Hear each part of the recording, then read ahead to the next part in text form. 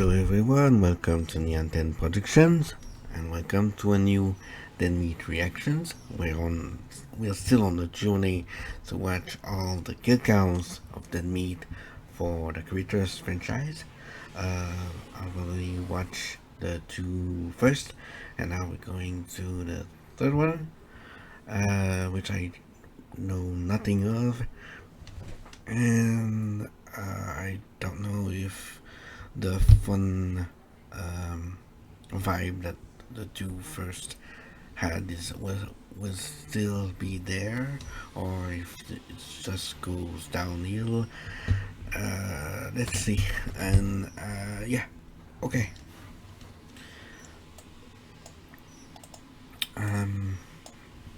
Let's start this in 3, 2, 1, go. Welcome to the Kill Count, where we tally up the victims in all our favorite horror movies. I'm Zoran. My mom says I kinda look like Leonardo DiCaprio, Gavoyich. And today, we go from the country to the city with Critters 3, released direct-to-video in 1991. With the box office flop of Part 2, New Line wasn't interested in more Critters. They only changed their mind when producer Barry Opper suggested filming Critters 3 and 4 back-to-back, on the same budget as the first movie. 2 for the price of 1. New Line agreed, giving us 2 subpar Critters sequels, but teaching associate producer Mark Ordesky a valuable lesson. He and the studio would use the same back-to-back filming technique for a little franchise called Lord of the Rings. By spending low budget, it was a great experiment for them because they learned how to do it on a large level. Directing duties fell to Christine Peterson, who was the first assistant director on kill-counted films such as Nightmare on Elm Street 5 and Chopping Mall. Oh, and some movie called Tremors? Oh, actually, we're not doing Tremors. All right, fine, go ahead. Bixby! The film was shot by Tom Calloway, who also shot Slumber Party Massacre 2, as well as so many direct-to-video sequels that I never knew existed. My God, another SLC punk. That was... I knew about the Deep Blue Sea one, and there's even a third movie.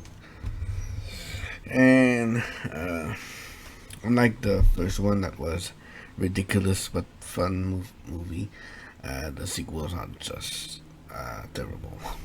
It's not a thing. While Critters 2 was a fun, sometimes gory, practical, effects-filled ride, Critters 3, much like the later Tremors films, suffers from its tight budget, shortened shooting schedule, and singular location, meaning it can get pretty boring. Though the Krite effects are still top-notch thanks to the returning Kyoto brothers. We had all the tools, but I guess at the end of the day, maybe we didn't have the time. Critters 3 is famously Leonardo DiCaprio's first movie. Okay, that's what I was thinking about. I knew someone famous was in one of the Critters movies. I forgot who and which one. That's the one. Okay. And Leonardo. Okay. Cool. Which is not something he's proud of. He said that probably he didn't want to talk about that movie. It was terrible. So I guess he sort of wants to erase it from his memory. Damn, iceberg cold of you, Leo, considering you actually love the Critters on set. He was a young kid. He thought they were cool, so he was really into working with them. Along with DiCaprio, we have a returning Don Opper as the lovable, good-natured Charlie, as well as a cast of character actors doing what they can with the script they got. They play a bunch of residents of a low-income apartment building being terrorized by Krites. You know, when they're not busy with Gremlins levels of mischief. Not Gremlins. Can the new high-rise setting cause our death toll to rise even higher? Let's find out and get to the kills. The movie begins. Also, didn't Johnny Depp start in Elm Street? Was it his first? Not sure. Maybe. It was early anyway. So, yeah. Ends with a screaming tumbleweed of a title card. We meet the Sawyer family, possibly a nod to the family from Texas Chainsaw Massacre, since writer David Scow also wrote the third entry in that franchise. These less cannibal-y Sawyers include Father Clifford, daughter Annie, and little bowl cut Johnny. That's how I looked as a kid. They're on their way home from a family vacation when a tire blowout forces them to pull over at a rest stop. While Dad plays Pep Boys, Annie very carefully opens a soda and sees her bro being harassed by a center-parted future heartthrob. Hey you! Hands off! Yeah, he belongs to me, hands off! Leonardo DiCaprio plays Josh Briggs, a pissed-off prepubescent who loses Johnny's frisbee and, makes a little shitbird face. His gang of new dorks is terrified to descend this mild incline, mainly because of what Josh said earlier. There could be badgers or something down there. Badgers? Badgers? We don't need no stinking badgers! We need critters! Josh heads down to find both the frisbee and this franchise's most reoccurring character. I'll fuck around with the honey badgers. Charlie's literal launch back into the franchise scares the kids, as well it should. Why are you hiding in a spring-loaded hole, you big freak? He further scares them with a recap of the first two films. In 1984, I was riding my bicycle. Sure, he gets the year wrong. Critters was 1986, as this very movie mentions a bit later. Rover's Bend, 1986. But to be fair, back then he was drunker than Rick Dalton in a pool, and his memory's probably a bit hazy. Wilbur Finletter then tells the kids to get out of here, but not before he gives Johnny a critter alert crystal. Was the movie? The movie was wait. Yeah, the movie was released in '88, but was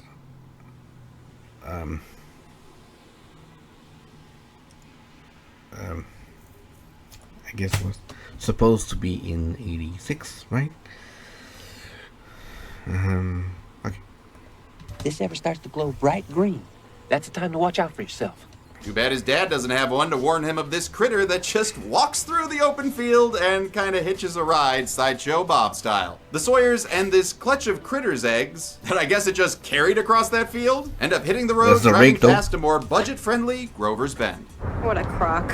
You know what else is a crock? The entire internet saying that this movie takes place in Los Angeles. And though it was filmed there, a throwaway line places the Sawyer home in Topeka, Kansas. You're listening to Topeka's #1 country radio station. Come on, it's so obvious. I mean, who would drive such a ridiculous length to get into a Critters movie? Nice to meet you, Mr. Brown. Oh, hi, Billy Zane. Their home is this apartment building, where a guy named Mario is moving out. Unfortunately for him, the brakeless smoking Sawyer machine crashes into Mario's moving truck like a blue shell. I'm sorry, Mario, no brakes. Something I can do? Oh, just to tell Peach I'm gonna be late for dinner. Woohoo! Oh, actually, let me do that again as Chris Pratt Mario. I'm sorry, tell Peach that I'll be late for dinner. Wahoo! Nailed it. I kid. His performance was fine. Mario's being escorted out of this party by Frank Longo, a handyman who dresses like the lead singer of a Han Solo ska band. He's played by Jeffrey Blake, who is having a lot of fun with this role. You can take that to the bank! Fools!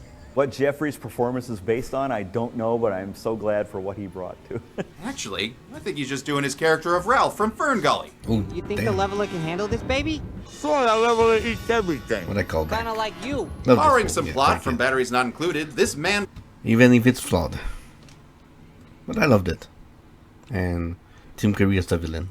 Who can go wrong? Frank is more hench than handy. He's been hired by the building's landlord to make conditions so miserable people are forced to move out. Whether that means fake breaking the elevator or just straight up sexually harassing them. I got a little phone problem. Maybe you could come down to the basement and check out my equipment. After enough people leave, the landlord can pave this apartment paradise and put up a mini mall. The most evil real estate development of the 1980s. I know this takes place in the 90s. Close enough. Frank's almost reached his ousting quota. He's just got to dislodge a few more residents. Perhaps Rosalie, the 1950s cartoon housewife without the rolling pin. Or Marcia, the phone company woman who's either an ineffectual love interest for Cliff or a mildly coded lesbian character. There's also the elderly couple Mr. and Mrs. Menges, who occasionally babysit Annie and Johnny. Mr. Menges is an alien conspiracist who, whoa, hey, alien! I respect the no pants, but maybe put the mouse back in the house. His wife is played by the late Frances Bay, who has a happy place in all our hearts as Happy Gilmore's grandma. Frankie's job is made even harder when a couple of new crit tenants move into the basement. And I want to point out, this entire apartment building... I was looking in her face and I was like, I've seen her somewhere. Now I know where. And yeah, makes sense. Interior was built in a Los Angeles grocery store that was previously used for the Hulk Hogan film Suburban Commando, which, you know, has this amazing moment. Of course, not being on a real soundstage caused some issues. There was a light too close to a sprinkler head, so in the middle of our shooting, the sprinkler system goes off. It was a difficult shoot, but the cast and crew still banded together. They even had a weekly Critters newsletter that included fun relationship news and facts about the crew. It was a little society for that period of time that was very sad to let go of. Though it wasn't evident in earlier scenes, Papa Cliff is kind of a crappy dad. He hasn't been the same since his wife died a couple years ago, presumably at the hands of this mutant killer snowman. Now his only loves are TV and dad jokes. What was I like then? Shorter. Annie's got the blues, but her dad misses her clues to hang out when the TV short circuits. Maybe I could go get Johnny and we could play a game or something. Give me your battery-powered TV, would you? Yep, that's how you dad. In the basement, knockoff Jason Mewes is being pervy. But before he can discover what secret Victoria is hiding, he's distracted by a dryer noise. Oh, come on, man, don't be a Jay Brown and reach in there with your hand. Ow, ow, ow! Hot, hot! I knew it. Damn teenagers! Yeah, those teenagers always heating up shoes in the dryer. Frank then falls victim to the classic Critter prank of launching out of the shadows. He manages to fight it off with a couple of screwy stabs, but another is waiting to go for a gut brunch, knocking him to the ground. The sleazebag is then ultimately eaten off screen by a bunch of... I get that last one-liner in there. But the danger is far from over, according to Jonathan's Critter Alert Crystal. Has this ever happened to you? There has to be a better way. There is. You need a CAC. Excuse me? CAC, the Critter Alert Crystal. Oh. I heard You cat. said cock. No! The CAC is a patented alien plot device that'll glow green whenever a crite is in the vicinity. All you gotta do is firmly grip the CAC in your hand and let it do all the work. It's so easy, even a child could use it. Oh, I don't think that's right. So say goodbye to surprising balls with CAC. Ask your local Charlie in a jump scare hole if CAC is right for you. In his freshly eaten condition, Frank can't answer a phone call from the evil landlord, who's revealed to be none other than Josh's stepfather, Mr. Briggs. Ooh, what a Shutter Island level twist! This guy was introduced earlier in what must be the most coincidental scene ever. He just happened to run into his tenants at a rest stop who don't even know who he is. Well, at least they did a good job of making him look evil, drinking Boone's Farm like it's a 30-year-old Macallan. Yes, with an umbrella in it. I don't know how you drink your scotch. Well, that's overpriced. Briggs needs to finish what Frank started at his building and get rid of the rest of the tenants. Josh looks up from his game of Calvin Candy Crush and desperately tries to get out of this movie. Can't you just drop me off at home? No way, sport. Yeah, we need to slap you on the box art so we can sell this crap. Rosalie goes to check on Frank only to find one of Miss Piggy's bras. Oh, Kermie. That's gross. Sorry, Piggy. She also finds a sentient dryer lint ball that freaks out from its species' shared Easter trauma, so it Cadburies a quill in this Kyer Banner guard. Rosalie drops a bottle of bleach as she runs away, causing the origin of our phantom critter of the green bra. The critters this time around were more advanced, employing a telemetry system in the arms to give them more movement. Unfortunately, this added more servos and weight, which led to other issues. There were puppeteers actually getting nerve pains and damage. It's really painful from the stuff. Also, with a smaller critter cast than the last movie, they decided to make each crate more unique, like Bleach here. He's basically our Stripe for this movie.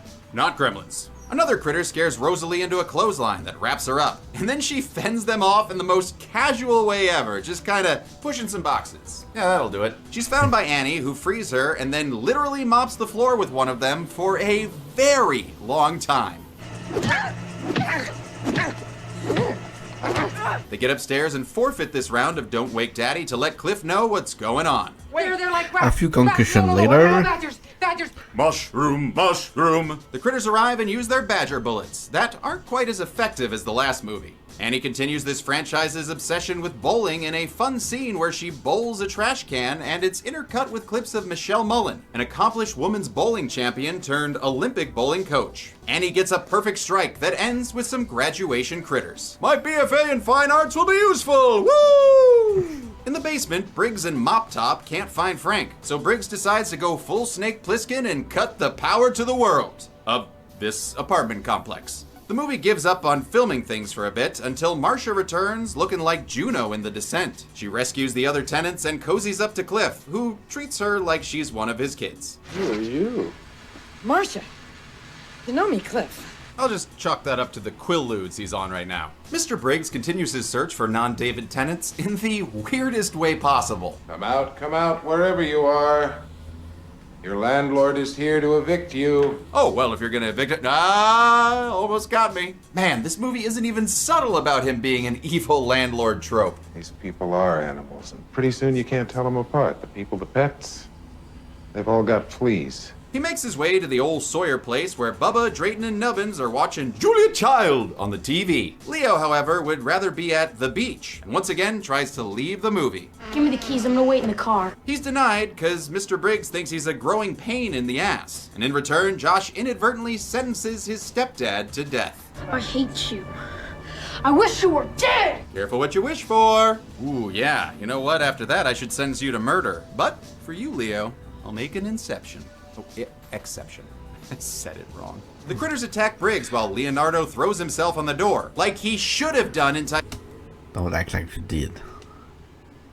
Titanic. Everything goes quiet, and we I finally don't see believe what's you. eating Arnie Grape's dad when Marcia shows up to spin him right round onto the count. Save the liver! Marcia and Josh head upstairs when a critter appears. Ooh, that's the thing that killed my stepdad! Marcia shoves her flare into its mouth, which scared the crap out of puppeteer Edward Kyoto. She was supposed to make the move toward it, but stop short. But when the cameras are rolling, boom, a live flare, and I'm looking at it in a monitor. And The critter has some comedic heartburn before falling down the laundry chute, and we can add one deep-fried prairie oyster to the bouncy board. The tenants all regroup in the Menji's apartment, where we get an emotional reunion between Annie and Josh. Josh! Annie! Oh, that's it? Hilarious. They block the door while Cliff and Rosie sleep off the Quaaludes they probably got from Joshy Belfort. The critters then start their assault on apartment 13, so the folks inside grab things to arm themselves with. How about a big knife? How about a meat cleaver, dear? God damn, that's amazing. And it'll be able to slice up those marble ryes. Annie and Josh find an attic that should take them to the roof, but they'll need to get Cheech and Chong here to climb a ladder first. No ladder. We'll go up a ladder tomorrow. God damn it. Annie, how about a little motivation here? Move your ass now! A too long comedic ladder climbing scene finishes with the critters somehow in the cabinets. I was gonna do a reference to one of their movie, but I'll leave the weird ass reference to Zoran. Are they Nightcrawler? Can they teleport? Why bother with the door? Well, it doesn't matter, because Marcia's the last one up and easily defends herself with some 10th Doctor kicks before barricading the attic door behind them. The now standard Kyoto Critters Comedy Hour begins with a riff that sounds way too close to Gremlins. We've got pies, bubbles, and beans that turn into all the 5th grade humor you could want in this very messy scene that, like the last film, did not make the Kyotos happy. when the puppets came back to the shop that night, they were destroyed. We had a low inventory of puppets, a very tight plan of how those puppets needed to last for 2 movies. We have to work all night now to get them ready. Maybe we'll have them there by noon. And to add insult to injury, Bing Crittersby here makes it a white Christmas by tossing flour everywhere, which was another big problem since all that dust in the air is how silo explosions happen. And as soon as he said it, poof! The whole place exploded with a big flash. And then, so not only did we have puppets that were filled with food, they were singed.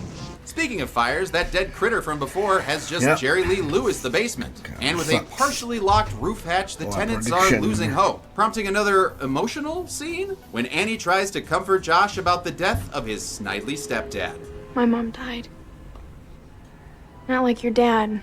Oh really? She wasn't eaten by a group of space badgers. Fuck off. They need a way out, so Marcia, the phone company worker, climbs on her one character trait. She gets distracted when Josh and Annie don't look up and instead see a fire down below, prompting her to fall to her almost death. A chuckle-worthy scene commences as she can't quite swing her way to Bill and Ted's favorite mode of transport. Meanwhile, Annie goes to the elevator to conquer her fear of heights. We never established she was afraid of heights. Who cares? This whole thing's a mess. She very easily does, and gets downstairs to find a critter freaking the hell out. You said it, dude. The Spiorg note alerts the others, Let's and we get our scream. first critter given name. Oh no, I don't think we can say that. The critters roll to the rescue while Annie blocks Quills with the outa order sign. Oh, Depends. Frank, you even write the way you talk. I love you. The other critters arrive, including this cool one with tiger stripes that I'm pretty sure we'll never see again. They aren't the only new arrivals, though, since prepubescent Tarzan's here, too. A door explosion adds another crate to the count with goopy flair. And a second is shot by Charlie before his Pinto bean gun, ironically, runs out of gas. Come on, Charlie, don't you remember the old rhyme? Beans, beans, the musical fruit. The more you make super destructive alien weapons out of them, the less they shoot. They escape into the elevator, joining up with everyone, including Rosalie, who is very happy to see Charlie. Who is that hunk that just came in with your daughter?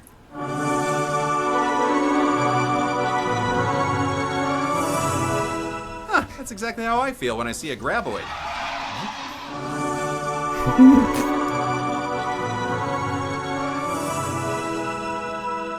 Zoran, please don't have sex with that graboid. Have sex with a graboid? Are you kidding me? No. Okay. Charlie's here looking for some crates and a clean pair of shorts, thanks to an earlier We don't kink shame here. phone call from Mr. Menges. Actually, what did he call Charlie on? Because I did not see a phone in his scary kid hidey hole. But hey, ignore that plot hole. Look, bubbles! Yay, pretty! Or pretty deadly, since it heralds the critter's arrival. Where the hell was your crystal, kid? Charlie stares one down as it leaps around like Yoda fighting Dooku, while the Menges trap another quill keeper in a quilt. This allows Josh to lay down a great smacksby and turn this furry basketball into diarrhea. Josh is tranked by this fantastic fursome, and Aunt Barbara don't stand for that shit. So she uses her meat cleaver to decapitate the lone Quillman. Grandma? I think you killed that Mr. critter. Mr. Charlie is still staring down the last crate while the kids try and fix his mean bean machine gun. Their tiny kid fingers do the trick and Charlie shoots the critter out the roof, where it explodes not once, but twice for some reason. It leaves only a flaming eye and an arm behind to scare Marcia, who was finally able to call the cops from the phone booth. Everyone makes it up to the roof and calls for help, but The Critters movie and their explosions. I kind of sense a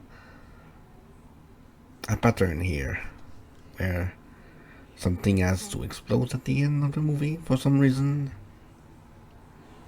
But I guess this city is a ghost town? I mean, I don't know anyone who lives in Topeka, do you? So, you know, good luck. And speaking of luck, the critter alert crystal starts glowing greener than a little shit shoe buckle hat, which means the bleach critter that Josh Tommy Jarvised earlier survived. Yay! Cause he was expensive. It makes its way up to the roof and sets its sights on Jonathan, then revs up like a sonic spinball. Gotta go fast! With no makeshift tinfoil lasers to protect him, it's up to Charlie to take the furry bullet with a less Tarzan-y scream. The kid still gets knocked off like Jack Slater's son, but he's saved by Annie, who says, "Johnny, grab my hand, I will catch you!" But both kids are ultimately saved by Daddy, who's finally decided to be an actual guardian to his kids. Charlie is still alive since he ain't no flagpole quitter, but eventually he just gives us a very goofy scream. And lands on the roof of the RV. When he gets up, we see that the bleach critter was impaled on the RV's antenna like a little Mark Watney on Mars. Brrrr! That was him, not me. The authorities arrive, and the next morning, Annie and Josh continue their emotional relationship. About getting together sometime and doing something normal. Romeo and Juliet, they are not. Josh's mom tells the tenants they can have her late husband's money, I mean, so they're everything's kids. all set for them. Oh, and Cliff's probably gonna try and get with Terry from Motel Hell now, so that's nice. Just beware of her ex. Much to Rosalie's disappointment, Charlie has left them to look for more krites. If only these damn credits would stop slowing him down. He eventually finds 2 more artichoke eggs, but before he can destroy Stop them, a posing cameo me. alarm goes off. It's Terrence Mann as Ugg, in hologram form. They did this effect with a laser and another beam splitter, and actually used a projector and live Terrence Mann on set to achieve the effect in camera, sweetening it with one less technological technique. And we had a couple of guys underneath it, I think they were grips, and they would just take puffs of cigarettes and blow the smoke out, and it would just create around the lens, which was pretty amazing looking. The impressive ingenuity even fooled New Line when they watched the raw footage. And, Rupert told me that they had sent in the dailies, and New Line came back wanting to know why they were already spending money on doing opticals when they haven't even cut the movie. Opticals being an old name for effect shots. Ugg tells Charlie that those are the last two Krite eggs in the universe, and he's prohibited from turning them into omelets. Instead, he needs to put them into a specimen collection pod sent by the Intergalactic Council, which promptly arrives along with a to-be-continued card that ends the movie. How many tenants were evicted from their lives by these slumlords from outer space? Let's find out and get to the numbers. James? What are you doing here? You're supposed to be on your honeymoon. Affirmative. Chelsea and I are still enjoying our trip, but I needed to show up to make sure that people keep watching these critters kill counts. You know that as the series goes on, the views go down. Yeah, but what are you going to do to keep the views up? Give the people what they want, which is why I've sent another host to take over for the next kill count. Whoa, what? Who? They're inside this pod. What pod? Nice. Well, that's pretty exciting for next week. I still gotta do the numbers, though. Freeze frame jokes. Only 2 people died in Critters 3, both men, giving us a chart as blue as Leonardo DiCaprio's eyes. Oh, sorry, with a runtime of 94 minutes, that gives us a kill on average every 47 minutes. As for the bounty board, we can add 6 critters, 3 for the tenants, and 3 for Charlie and his Ford Pinto gun, giving us a critter kill on average every 15.7 minutes. I'll give the golden chains. Wait. Do I even remember what the kills were? Only 2?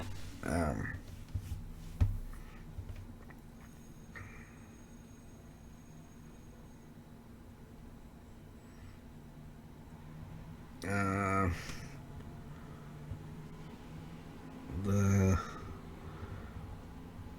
Leonardo's dad, the character, and who was the other one? I don't remember. I guess I'll go with the dad and the other one for the worst, and for the best critter kills,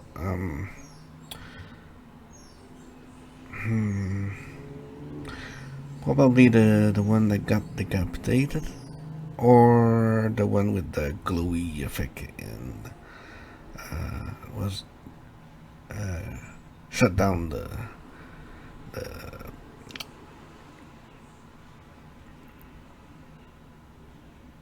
clothes shoot, whatever you want to call it.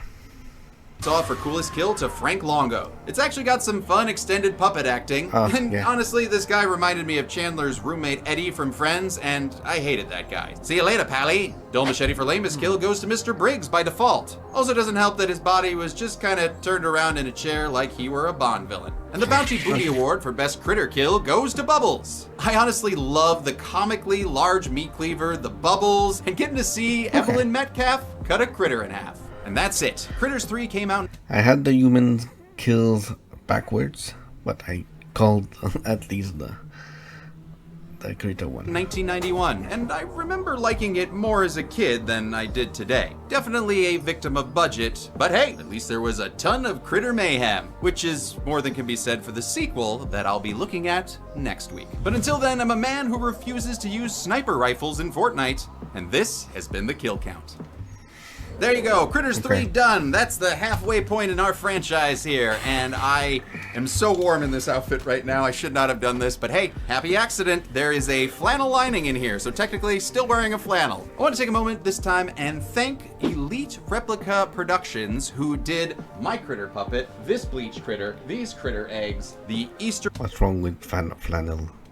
eggs from before. Please check them out on Etsy. I don't have a flannel shirt. They're so good. They're so good. If you want critter stuff, that's the place to try and go. Honestly, I mean, I had not watched Critters since I was a kid, and, you know, it's entertaining enough to see Leo in his first movie, and again, Critters effects, so good. I love the Kyotos. They do such a good job. Who do I have to thank? I don't really know, because I am so hot in this jacket right now that I'm just love what they do. Do this for a minute and take it off and say, until next week, be good people. Yeah, I was gonna say the critters are usually the highlights of those movies. So good thing that the people behind them are cool persons that love their job. Yeah. Yeah, I guess it was another fun movie with the critters. Would I say it went down from the first one? I guess it kind of did, because there were only 2 kills, but seemed like a fun movie anyway, with all the crazy shit happening, and like Zoran said, with the critter kills were more entertaining than the humans ones, and just for that, I think it kind of gained some points on that level. And yeah, so anyway, that's it for now. And yeah, if you made it this far into the video, thank you for watching. Leave a like and a comment, subscribe to the channel, and don't forget to support and subscribe to Dead Meat. The links will be in the description for the video itself and the channel. Don't forget to watch the video yourself to support them. And also yeah, 2 more movies to go, and yeah, I will see you in the next one. Bye bye.